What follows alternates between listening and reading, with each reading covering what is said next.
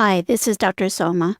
Just a disclaimer, this podcast is for informational purposes only and isn't intended as medical advice. Always consult with your doctor before making any changes to your diet, exercise, or health regimen. Let's go to the show. Hello and welcome to another episode of Soma Says. I'm your host, Dr. Soma, and today we have a phenomenal guest with us, Dr. Isabel Casemiro, who is an accomplished endocrinologist and physician scientist who is transforming the landscape of health education and metabolic disease management. As a first-generation Latina from Southern California, Dr. Casemiro has dedicated her career to understanding and combating diabetes and cardiovascular diseases. She currently practices in Hawaii and serves as an assistant clinical professor of medicine at the University of Hawaii, John A. Burns School of Medicine.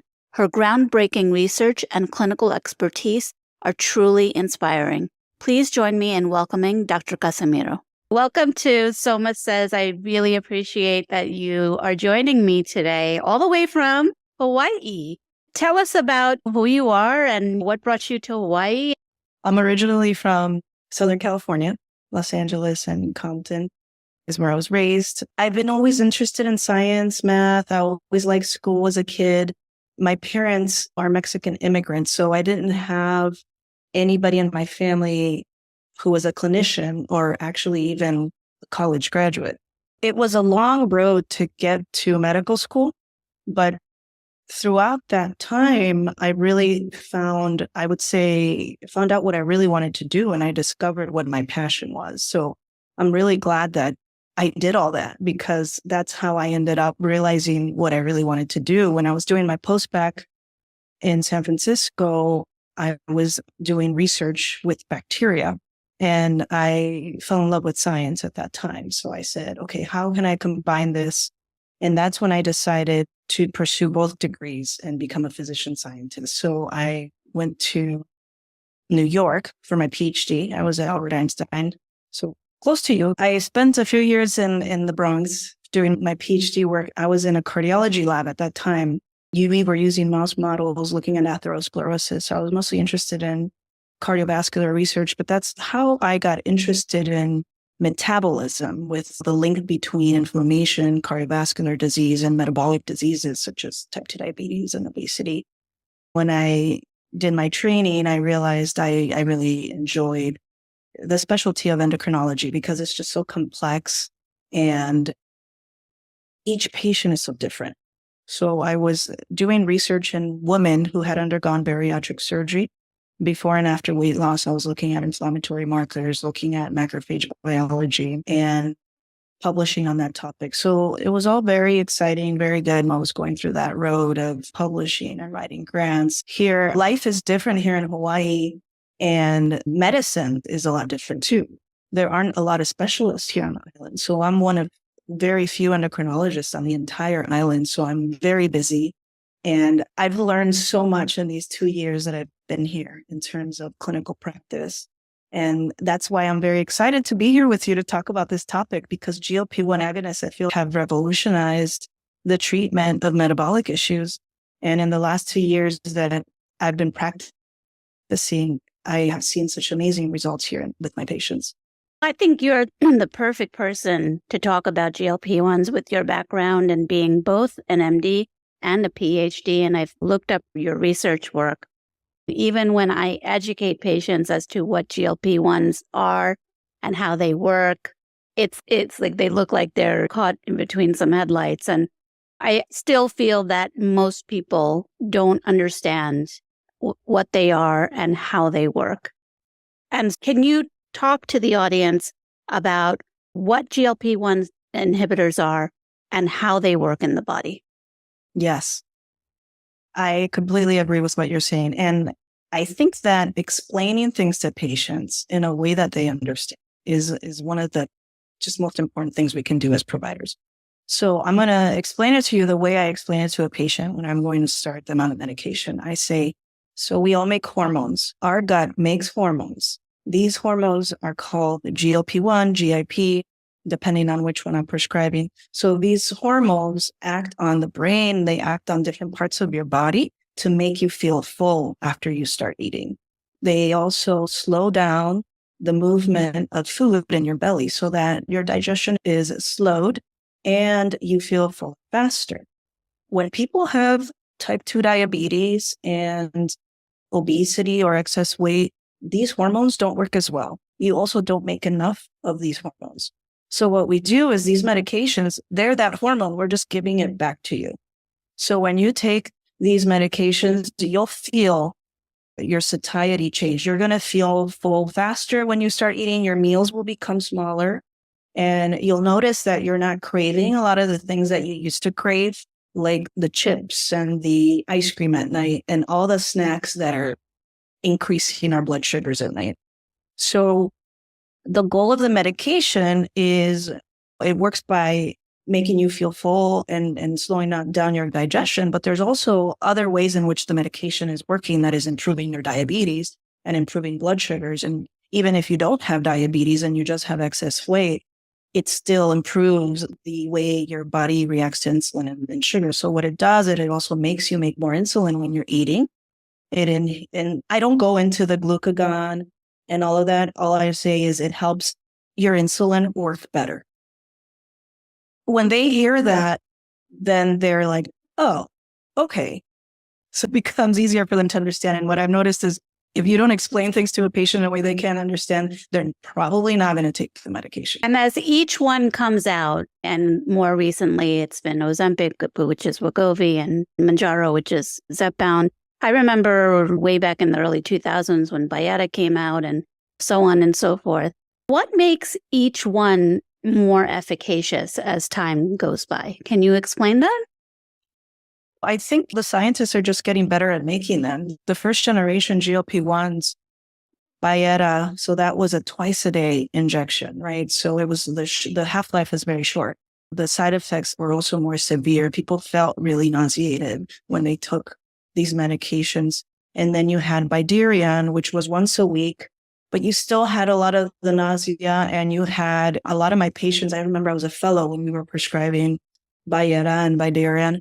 And the complaints I would get from patients was the injection. It was just very painful. People would get nodules with the Bydureon. So this feedback, we've been using these medication, as you said, since the early 2000s, and now we're at 2024. So they've had over 2 decades to really clean up the formulation and also make the medication last longer in your system. And that's what the newer medications are doing is they're the same hormone. They're just made to last longer in your system. And when you combine it with GIP, which is what the Mounjaro and Zepbound are, you get also some of the side effects are not as severe, like the nausea. And then in terms of Ozempic, semaglutide with Wegovy, you can still have the side effects, but they're not as severe as the first generation. And that's why as we titrate pretty slowly, and at least in my practice, I don't go to the full dose unless we really need to. So I'm meeting up with the patient and seeing how they're responding to the medication. And if they're still losing weight on the lowest dose, I don't increase their dose, because sometimes what happens is if we get too aggressive with just going up every month, like the label says, they might start having side effects at that medium or top dose, and then they're not going to want to take it. So then we've lost that ability, that tool in armamentarium for that patient. And as this is a great tool because not only is it helping achieve weight loss and improving glycemic control, but it's improving cardiovascular outcomes and kidney function as well, which are 2 of the major common diseases or common problems that we see in long-term diabetes. So all in all, it's a win situation. A lot of patients get concerned because they think just because it's been hot on the media, the Ozempic diet, that this is a fairly new medication. And whereas, yes, Ozempic has been out for a number of years. Mounjaro is still relatively newer. And as each one comes out, they're like, oh, but we don't know what the long-term effects of these are. And sometimes I have to remind them that these medications have been out for a while and they're just getting perfected How do you educate your patients in terms of concerns and risk factors with these types of medications, the GLP-1 and GIP medications? I always talk about the side effects when we start the medication, because when the patient picks up the prescription, they're going to read the side effects, right? So you want to make sure you always have that conversation with the patient so they're aware. So what I always tell them is the most common side effects you will feel with this medication are nausea and vomiting. Typically, everyone gets that, but usually it goes away in the first few days. So I would say use the medication. If you're still vomiting on the fourth day, then it means you probably didn't tolerate it, and I would just stop. But if you feel nauseated the first few couple days, I would say give it some time. Usually that goes away after a few weeks. So then they're prepared with that information. I always talk about that potential risk of pancreatitis, which is a severe risk. While it is a very small proportion of people develop pancreatitis, it's still an effect that can happen.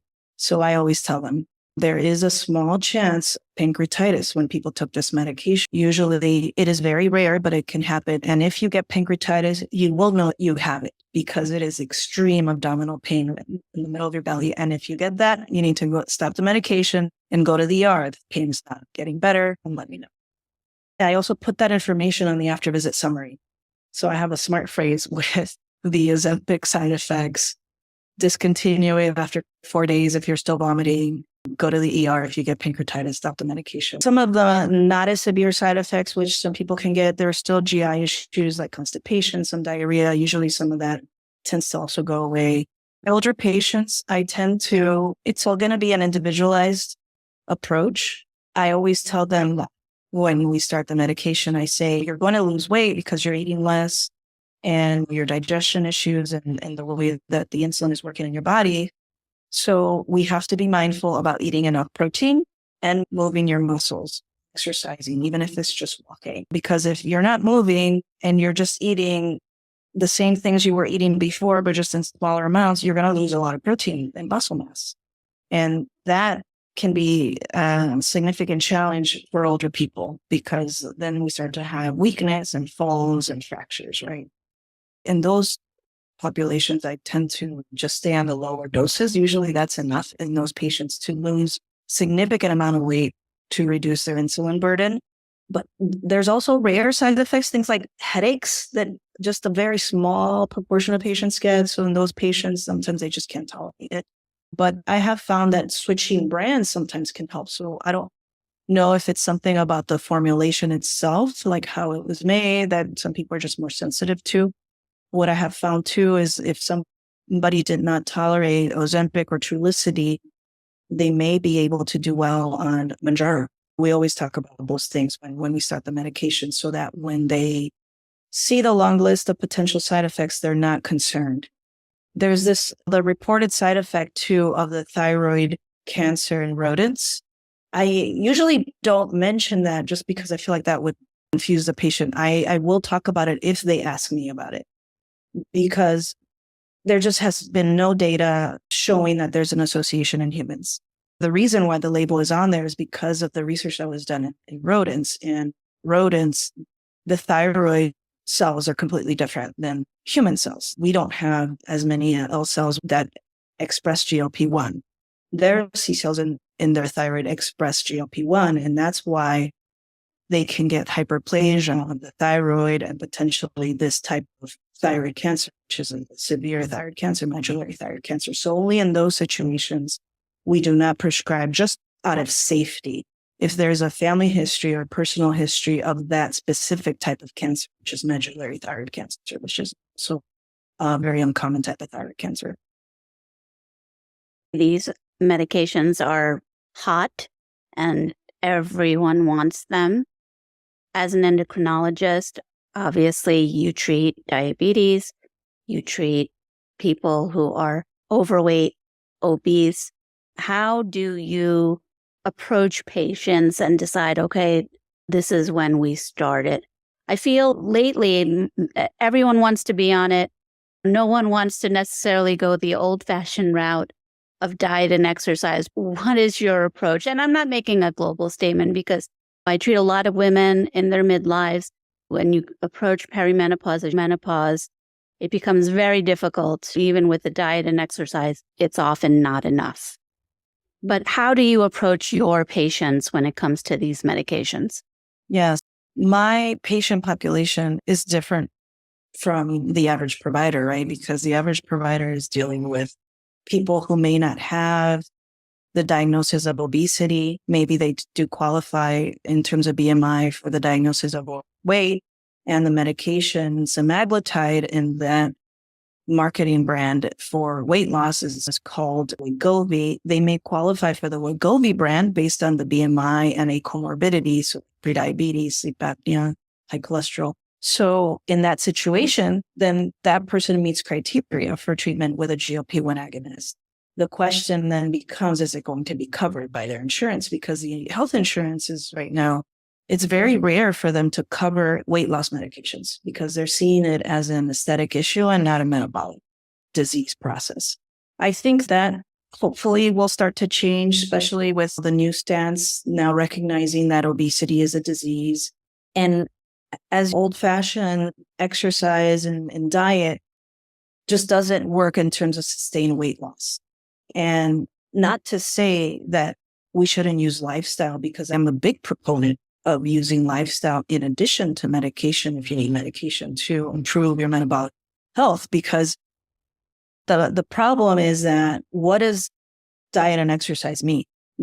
So I don't advocate going on certain types of diets. What I advocate for is eating more healthily.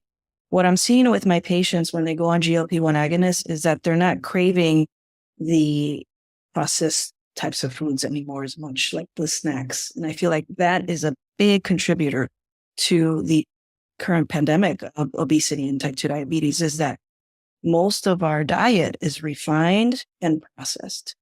We're drinking a lot of high sugary drinks. It's just a staple to have juice and soda at meals. So if we take that part away, you may not need a medication to take that part away. So we really do have to counsel patients about their dietary patterns. So if I'm seeing patients and they've already made those kind of changes and they're still having trouble losing weight and they're meeting criteria for treatment, I have no problem treating them with a GLP-1 agonist. Hopefully we'll get to a point where the health insurance will start to cover these medications more. But a lot of these people that have overweight and another comorbidity, they're going to get type 2 diabetes if they continue on this path. So putting them on the medication is going to prevent them from doing so. And sometimes people need that reset to go on the medication, lose 5 or 10% of their weight to then be able to maintain, instead of just starting at a place where it just seems insurmountable. How am I going to lose, say, 40 pounds and on top of that maintain? Because when you lose weight, as your metabolism, it wants to gain that weight. We start to secrete more ghrelin, the hunger hormone, and that body just wants to go back to that metabolic set point. What I tell my patients is I don't like the term diet. It's more about let's have a healthy lifestyle moving forward. How do we eat more healthily? We have to start eating more fruits, vegetables, natural foods, and less of the processed stuff. In terms of your drinks, there's really no reason for you to be drinking soda if you have type 2 diabetes. You'd be surprised how many people actually don't know that. I try to talk to them about every new patient. I get a history of a typical breakfast, lunch, and dinner, because I get to learn a lot about where we could improve things just lifestyle wise, because they may not need to start going on a vegan diet or start spinning every night. We don't have to make these radical changes. We might just need to do small changes. And I had a lot of patients, I remember in Chicago, where when I was a fellow, that I would just tell them, stop drinking soda. Let's just try that. And lo and behold, their A1C would drop by 2 points, or they would go from the range of diabetes to prediabetes. And they just had no idea that this type of diet was causing this issue. So insulin resistance is something that is so prevalent these days just because of our type of westernized diet. So if we were to make just small changes like that, and in combination with the medication when we need it, then I think we will be a lot healthier. I agree with you. I think it's a small, little changes that you can make for patients, which often involve education. And as being a primary care physician, our time is so in demand that I don't always have that time to sit there and go over the nutrition, even though I want to. So I often have to rely on my nutrition colleagues to do that. And it's sometimes shocking to me what I learn when I look over the consultations. And I'm not making judgments because I can definitely benefit from making continual changes in my own diet. But the portions that people eat, and I'll give you an example from people of my own culture, rice, what we call roti, which is bread. It's a staple. But if you're eating those kind of things and the quantity of it can be large, then that's going to obviously affect your blood sugars, especially for a population that already has a risk for those kind of things. So it's often those little changes. Okay, you can have some rice, but this is how much you should eat. And this is what you should pair it with if you're going to have it. And those are the changes that can make a huge difference. I think of one patient where his A1C was, I think, close to 9. And it was just little changes that we made in terms of what he was eating and how much and his exercise. And we brought it down to, I believe his last one today was 6.1. So yeah, just with diet and exercise and other lifestyle changes. Getting back to the GLP-1s, obviously these medications are very expensive. As you were mentioning, insurance can sometimes be difficult in terms of coverage and who can get it. And I don't know in Hawaii, but definitely in New York and New Jersey, compounding pharmacies are going rampant, making the semaglutides and tirzepatide. What are your thoughts about using the compounded medicines? And have you seen any problems with the medications that are compounded? I haven't personally seen anybody having any issues with them or anybody. I just saw my first patient this week who was on a compounded formulation. And he said he was losing weight on it and he felt fine. But I advised him that my recommendation would be to use a prescription medication because we don't know if the compounded version was made in a way that is standardized or even with safe fillers. The data also was not done with that specific type of formulation. So we don't know about the benefits. And there have been reports in the media about people getting sick on these medications. I don't know if they were coming from compounded pharmacies or online, but even people just getting robbed. So I would just be very leery about that because they're not regulated, right? So we don't know what they could contain. So anything you're putting into your body is something that you should be thinking very closely about. This particular patient, I did offer to prescribe the medication, but they told me that they just could not afford it. And that was the reason why they were using the compounded version. I don't know. I mean, I think that it really is going to boil down to a personal decision of the patient. And hopefully these pharmacies or groups that are compounding these medications have independent people that are putting the time to actually determine if they're safe. I don't know that the government is really doing that at this point yet, but that is my only qualm is whether or not they're safe and efficacious. So I would say try to just get them through your provider. That is the safest way to use them in terms also of dosing and just questions you may have about the medication. And hopefully very soon we will start to see generic versions of the medications in the next decade. That's a long time. Yeah, it is. For my patients who are in their 40s and 50s and want to sustain a certain weight loss, if you told them 10 years, they would be like, oh my God, that's a really long time, Dr. Mandel. This is a thing that comes up, gosh, probably 10, 12 times a day in terms of patients that I'm seeing.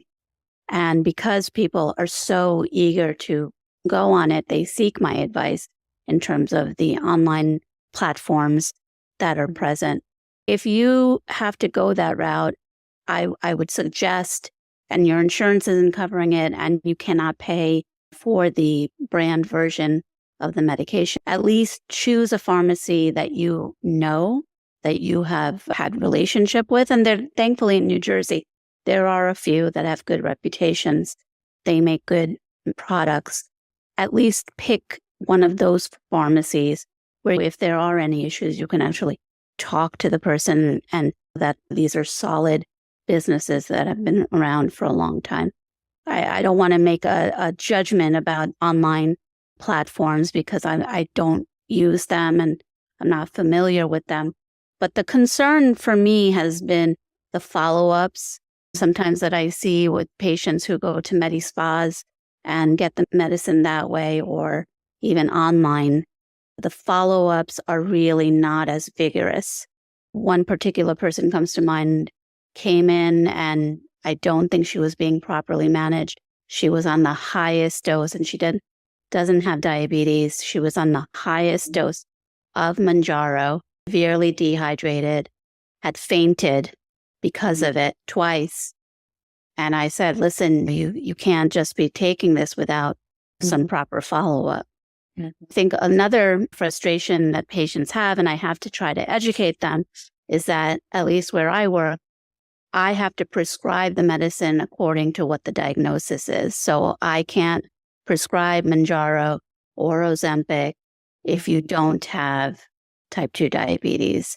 And it's unfair to those patients because I have patients who have diabetes who are scrambling looking for those medications and they can't find it. So I can do the other two, meaning Wegovy and Zepbound, but I cannot prescribe Manjaro and Ozempic. I think that's being more regulated, at least it appears to me, where I don't see as many people who don't have type 2 diabetes on Manjaro and Ozempic. But my concerns are the follow-up. These are medications that can have, as you mentioned, side effects, and people need to make sure they get the proper care, labs, and make sure they're on the right dose. So going forward, where do you see GLP-1s developing? I was listening to NPR the other day, and it reminded me, and I'm dating myself, when I was in medical school, we were all like, okay, Prozac, right? And as there's this book, Prozac Nation, and maybe I'm giving my book title away, but I feel like we're in Ozempic Nation at this point. So where do you see us going as a country, as people, in terms of these medications? I think that these medications are popular for a reason. People are benefiting from them. And I don't think they're going to go away. I think they're just going to get better and hopefully more accessible. We live in a society where we have just been conditioned to have these big portions meals and eat food that is no longer as pure as it was 50 years ago. Even the condiments have high fructose syrups and all these chemicals. A lot of us are living in a constant state of inflammation from that, and weight gain is an effect from that too.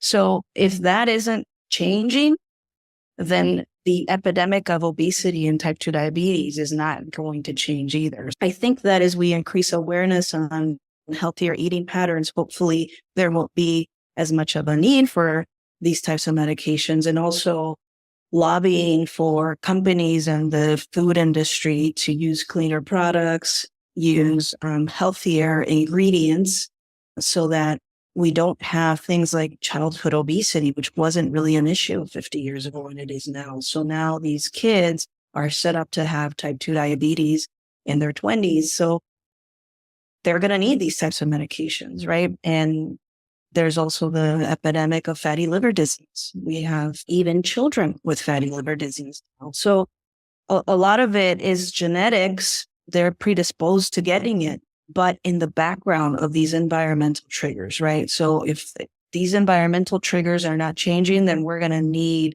to do something about it. The medications have also been shown to improve fatty liver disease.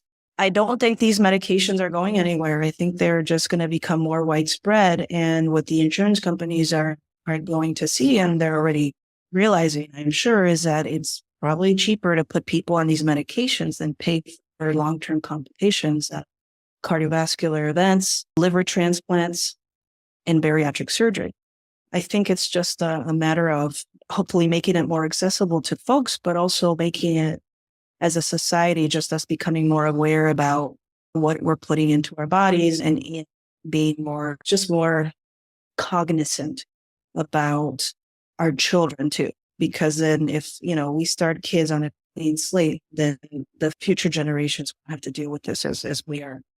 And I think that there's more widespread information about that. At least that's why I'm on social media now, is to try to put this type of information out there, because I'm just surprised at what my patients will tell me about what they're thinking is a healthy diet, because there's just so much misinformation out there. And I have seen a lot of physicians out there with their platforms too, to try to educate on these topics and in terms of how to improve metabolic disease, and just little, like we talked earlier about the small changes we could make to try to bring things back. But while we have the medication that we know can help ameliorate a lot of these issues, we should use it. I have a lot of referrals I get for type 2 diabetes, which now I actually had to stop seeing patients with diabetes just because there aren't enough endocrinologists to just take care of people with diabetes. So we have somebody who's doing that in our clinic who can just focus on that. That way I can see the other diagnoses that they're not as familiar with: thyroid cancer, thyroid eye disease, and the familial hyperlipidemias, and all sorts of other things. The referrals that I get are things I think that primary care providers can start doing. I think we just have to become more familiar with prescribing GLP-1 agonists and not be afraid of using them. Because I have gotten a lot of referrals with patients with type 2 diabetes that really, why aren't they on a GLP-1 agonist and they're on all this insulin?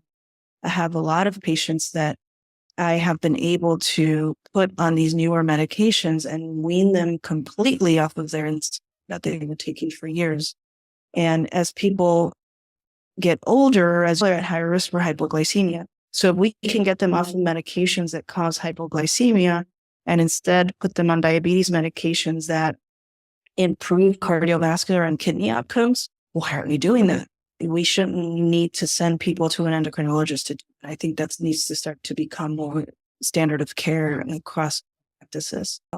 I agree with you. I think my vision is, number one, as you were mentioning, that insurance provides more coverage as time passes by, that there's more of an awareness, and obviously more research comes out about the benefits of these medications. And not just primary care physicians, but I feel like anybody who's a nephrologist, a cardiologist, because there are proven benefits to these medications, right? It shouldn't just be, oh, go see your primary care physician for the GLP-1s, go see your endocrinologist for the GLP-1s. If you're familiar with it, and yes, we can obviously take over, but you can initiate and have that conversation. So I think it's a few of us, few specialties, maybe not dermatology yet, but a few specialties that can get involved so that patients don't have to wait for that appointment, because there's shortages of primary care physicians. It's harder and harder for patients to get in to even see their endocrinologist, at least here. So I think it needs to be a group effort. And in the last few minutes of our podcast, I wanted to ask you, what tool or set of tools would you like to give our audience members? What I always tell my patients is we have to stay active. So find a way to be physically active and find a way that is going to be sustainable for you to maintain. So for some of my patients, that means going to the gym 2 to 3 times a week. If you can do that's great. I can't do that. I hate going to the gym. But I can go on a walk every day after dinner. I can go up the hill. I can power walk. So I can go on the water at least once a week. Thankfully, we live here in Hawaii, so we have a lot of water activities we could do. Just try to find the one thing that you like to do that can keep you moving and try to be consistent about it, because physical activity is so important, not just for improving insulin sensitivity, but cognition and just agility as you get older, just everything, your metabolism. That is one of the things that I'm always talking to my patients about is, okay, so what are you doing to stay active? That's always how I end my visit. So I feel like they know I'm going to ask them. So they try to already know what to say. And hopefully they're putting it into practice. And I try to also put things into practice that I counsel my patients to do, because then what's the point if I can't tell them I can't do what I'm recommending? So I usually do that. One thing is movement. And the other thing is, and we touched upon it already, is look at your diet and see what is it in the diet that can improve. Because usually there's more than one thing that we can improve on. For instance, I could talk about my guilty pleasure of hot Cheetos, which I